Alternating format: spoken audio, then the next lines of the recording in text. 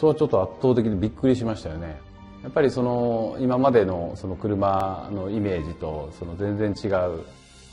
週末に淡路島に来ることが多いんですけれども、自宅宝塚から距離で150キロぐらいですね。余裕持って往復して帰れると。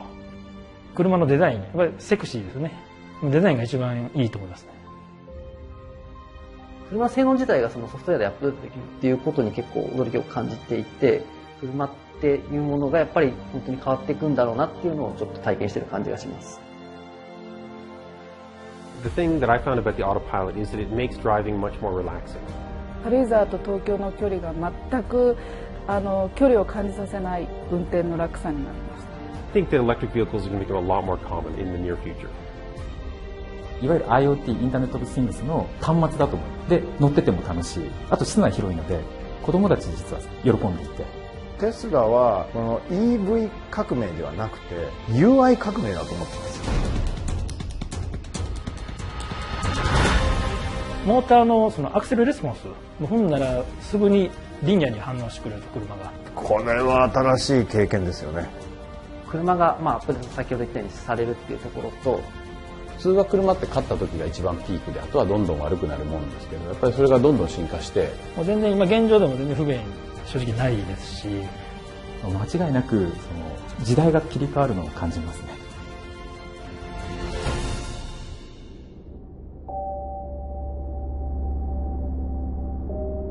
そうですね、モデル S は未来が手のひらにある。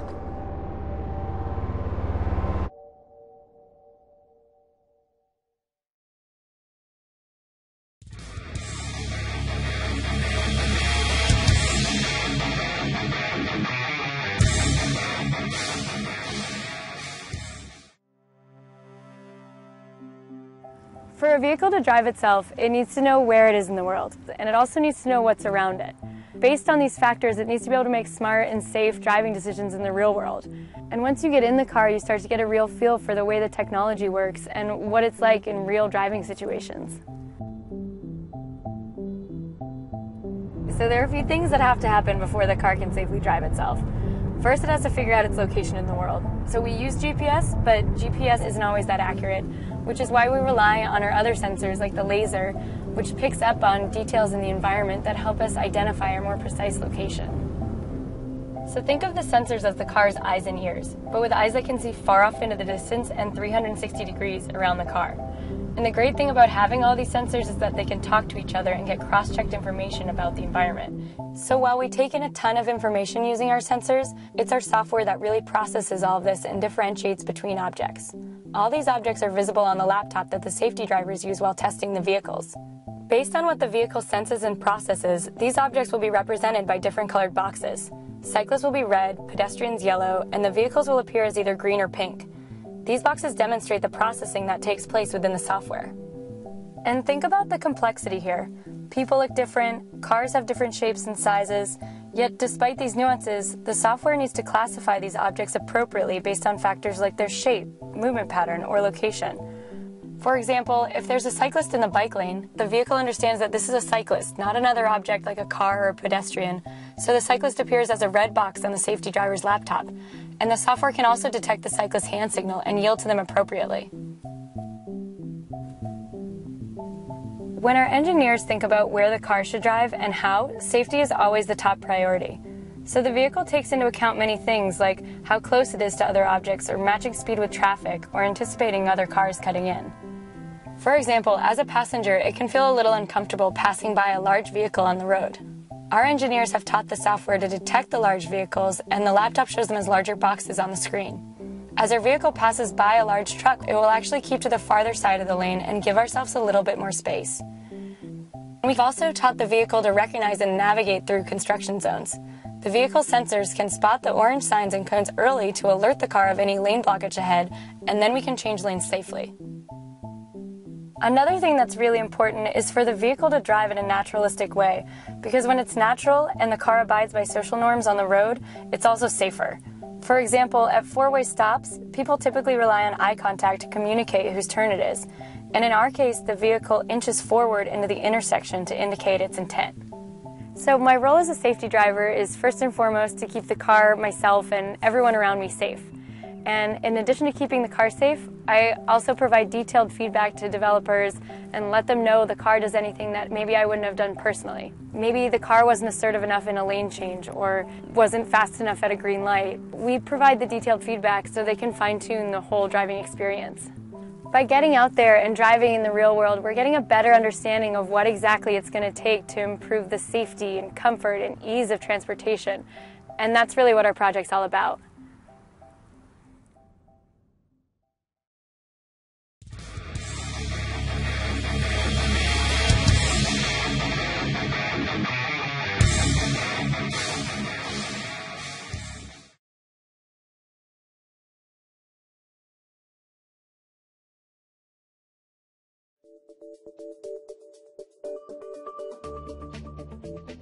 Ford will be mass producing vehicles with full autonomy within 5 years. And that means there'll be no steering wheel, no gas pedals, and no brake pedals. A driver is not going to be required. And in fact, we see autonomous vehicles as having as significant an impact on society as Ford's moving assembly line did more than 100 years ago. So when we step back and we take a look how we can make the most difference in people's lives during the next 100 years, we see the autonomous car changing the way the world moves again.